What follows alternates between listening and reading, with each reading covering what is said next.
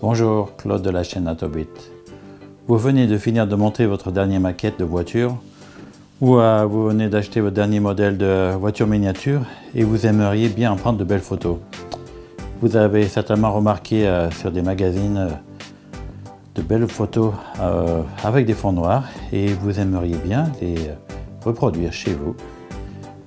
Vous êtes au bon endroit, je vais vous montrer la procédure à suivre pour réaliser de belles photos comme celle-ci.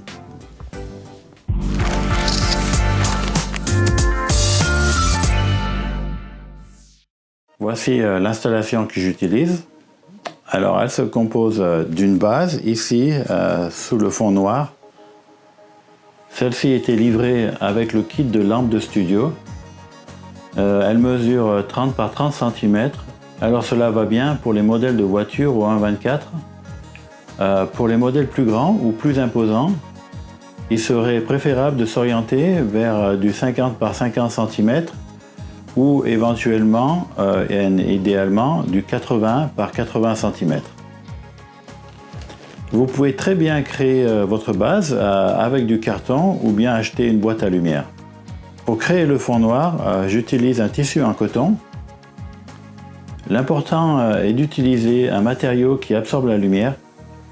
Pensez à le dépoussiérer et surtout à le repasser car il y a de grandes chances que les plis réfléchissent la lumière.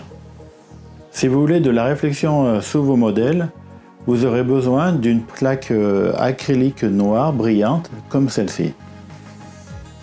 Alors on trouve ces plaques dans les magasins de bricolage et pensez à la protéger entre chaque séance de photos car il ne faut pas la rayer.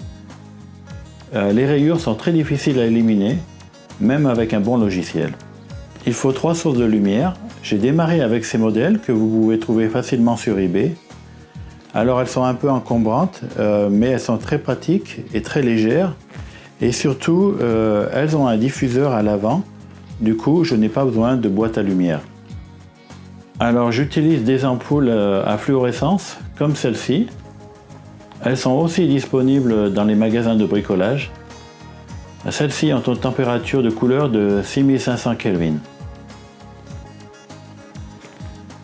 Comme lumière d'appoint, j'utilise ces lampes à LED, ici. Elles pourraient remplacer les grosses lampes. Elles sont très compactes et elles sont plus pratiques à utiliser que les lampes de studio. Voici un petit test de luminosité avec les lampes côte à côte. Comme vous pouvez le voir, les lampes à LED sont beaucoup plus lumineuses. Comme l'angle de diffusion de ces lampes à LED est trop grand, j'ai créé un cache à l'aide de papier carton noir. Alors bien évidemment, il faut un appareil photo et un trépied. Il n'est pas nécessaire d'avoir un appareil photo haut de gamme. Vous pouvez utiliser des appareils compacts comme ce Sony RX100. Il produit des images d'excellente qualité et on le trouve en occasion à un prix raisonnable. Alors pour les besoins de la démo, j'utilise un Panasonic GH5. Il me sert pour enregistrer les vidéos et occasionnellement des photos. Alors je le connecte à mon ordinateur grâce à un câble USB et utilise un logiciel de tethering de Panasonic. Ce logiciel permet de télécommander l'appareil photo et de transférer automatiquement les photos sur l'ordinateur. Alors c'est super pratique, surtout au début, lorsque l'on cherche la meilleure configuration pour l'éclairage. Évidemment, cela évite bien des manipulations avec les cartes mémoire.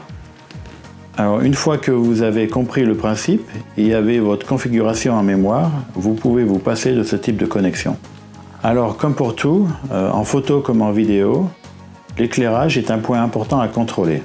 Les explications qui vont suivre ont pour but de nous mettre dans les meilleures conditions possibles pour obtenir des photos qui demanderont le minimum de retouches logicielles. J'ai préparé quelques graphiques pour vous expliquer la façon dont j'éclaire les maquettes. Ici, vous avez une représentation de l'installation que je viens de vous montrer. Pour de la photo que j'appellerais traditionnelle, c'est-à-dire lorsque l'on photographie la voiture et le fond, on peut très bien se satisfaire de 2 sources d'éclairage pour débuter. Il faut les positionner de chaque côté elles sont orientées légèrement vers l'arrière et vers le bas. De cette façon, le modèle et le fond sont globalement bien éclairés. Alors en fonction de vos besoins et du modèle, il est possible que vous ayez des zones d'ombre et que vous voudriez les éliminer. Dans ce cas-là, alors il faut ajouter un troisième éclairage. On le positionnera au-dessus du modèle, éclairant à la verticale vers le bas. On mettra à l'horizontale les deux lampes latérales en les gardant pointées légèrement vers l'arrière. Revenons maintenant à notre sujet principal. Pour avoir un fond noir, vraiment noir, il ne faut qu'aucune lumière ne réfléchisse sur le fond. Il faut donc orienter l'éclairage de cette façon. La lampe du dessus et les deux lampes latérales doivent être orientées vers l'avant. Ce changement d'orientation génère des zones d'ombre à l'avant du modèle, c'est-à-dire la partie se trouvant juste en face de l'objectif. Pour corriger cet inconvénient, vous avez deux options, des miroirs ou des éclairages supplémentaires. La moins chère des deux solutions est bien évidemment de petits miroirs. Il faudra les placer sur le côté avant du modèle. De cette façon, la lumière se trouvant en face du miroir réfléchira aussi sur les parties cachées. L'inconvénient de cette solution est qu'il faut de la distance de chaque côté de la maquette pour ne pas que les miroirs entrent dans le champ de vision de l'appareil photo. L'autre solution, c'est un éclairage additionnel, c'est ce que j'ai retenu. Dans les deux cas, il faudra veiller à ne pas éclairer le fond noir. Alors il reste une source lumineuse importante à éliminer, c'est la lumière ambiante. Alors vous vous trouvez certainement dans une pièce qui a un éclairage naturel ou un éclairage artificiel, et c'est cette source de lumière qu'il faut aussi éliminer. Donc chez vous, vous pouvez certainement fermer les volets, fermer les portes. Ici je suis en Asie, les appartements et les maisons ne sont pas équipés de volets, donc comme maintenant, il faut que j'attende la nuit pour mes séances photos. Alors on revient à notre installation. Je viens de positionner les éclairages comme je l'ai expliqué. La voiture est en place. Alors pour la manipuler et pour éviter les traces de doigts, j'utilise des gants en coton ou des gants de chirurgien, les mêmes que ceux que l'on utilise pour des séances de peinture. Il faut aussi un pinceau antistatique comme celui de Tamiya. Il servira à enlever les poussières sur le modèle et aussi sur la plaque acrylique. Il faut positionner le modèle et l'appareil pour obtenir l'angle de vue recherché.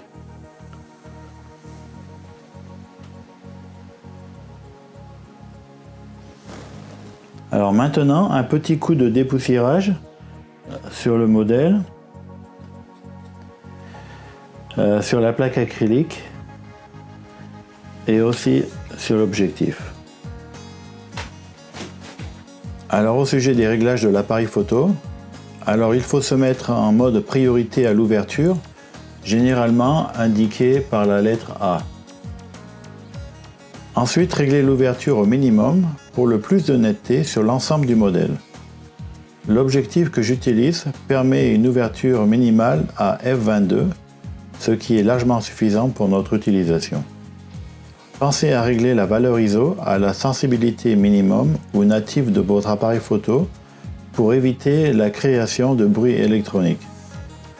Le capteur du GA5 a une sensibilité de 200 ISO.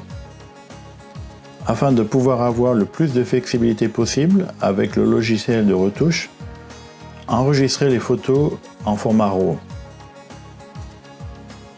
Le format JPEG, contrairement au format RAW, est traité et compressé par le logiciel interne de l'appareil photo. Il y a donc une perte importante d'informations qui nous sont utiles pour la finalisation des images. Enfin, il faut effectuer une balance des blancs. Pour ce faire, j'utilise une feuille de sopalin. On pourrait très bien utiliser aussi une feuille de papier blanc.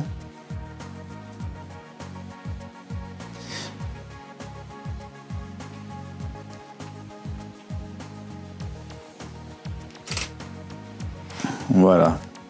On est maintenant prêt pour la prise de vue.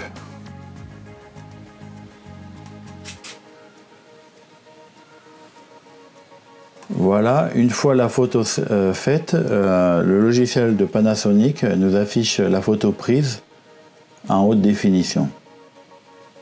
On passe maintenant sur le logiciel de retouche photo.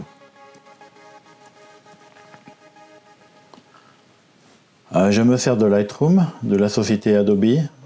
J'aime bien ce logiciel car il est très facile à utiliser. Il n'y a pas besoin de passer par les menus pour chercher les fonctions que nous avons besoin. Tout est à portée de clic. Alors ce que je vais vous montrer maintenant, ce sont les réglages minimums à effectuer pour obtenir un fond parfaitement noir et éventuellement enlever quelques poussières.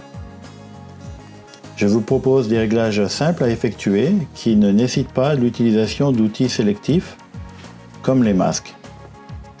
De plus, certainement qu'en dehors de cela, vous pourriez ajuster les couleurs, le contraste et bien plus encore. Ce sera à vous de faire ces ajustements. Tout d'abord, jetons un coup d'œil à l'image. Tout a l'air correct à première vue. Ce qu'il faut regarder, c'est la séparation entre la plaque acrylique et le fond noir. Alors elle est peu visible mais présente. Pour la faire ressortir, on peut éventuellement augmenter l'exposition. Ici, on voit bien la plaque acrylique qui se détache du fond noir et aussi on voit qu'il y a tout un tas de poussière. Ok, remettons ce réglage à 0. Alors pour rendre le fond noir encore plus noir, on peut jouer avec deux curseurs.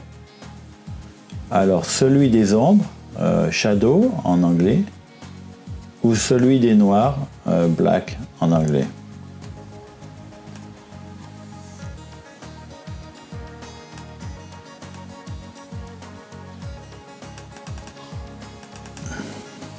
Comme on peut le voir, dans notre cas, l'utilisation de l'un ou de l'autre des curseurs a le même effet, apparemment seulement. Contrairement aux ombres, l'ajustement des noirs non seulement assombrit les pixels, mais aussi change le ton des couleurs. Suivant les photos et l'intensité de l'ajustement, le changement de couleur est plus ou moins visible. Donc je refais encore un petit essai. Ici c'est juste un ajustement sur les shadows, donc les ombres. Ici on fait aussi augmenter les noirs. Donc il y a un changement évident de contraste ici et certainement de ton de couleur. Donc ma recommandation est de ne jouer que sur l'ajustement des ombres. Bougez le curseur des ombres jusqu'à ce que la séparation entre la plaque acrylique et le fond disparaisse. Voilà, c'est tout ce qu'il y a à faire. Pour éliminer les poussières, comme ici, ou comme ici, il faut se servir de l'outil suppression des défauts.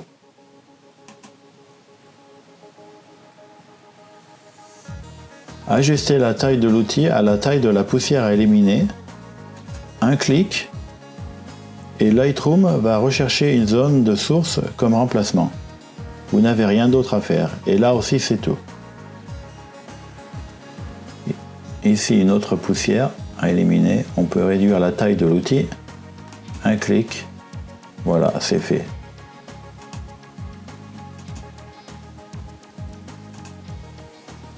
Encore une poussière ici, un clic, c'est fait.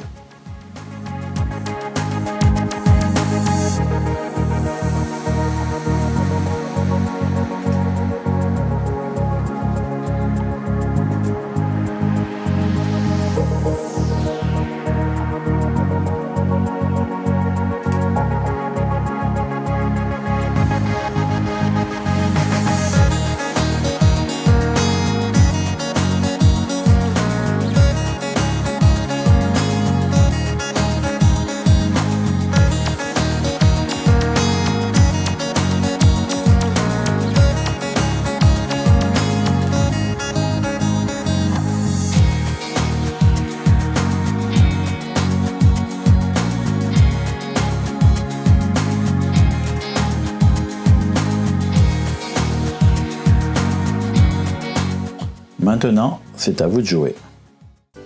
Et bien voilà, ce tutoriel est maintenant terminé.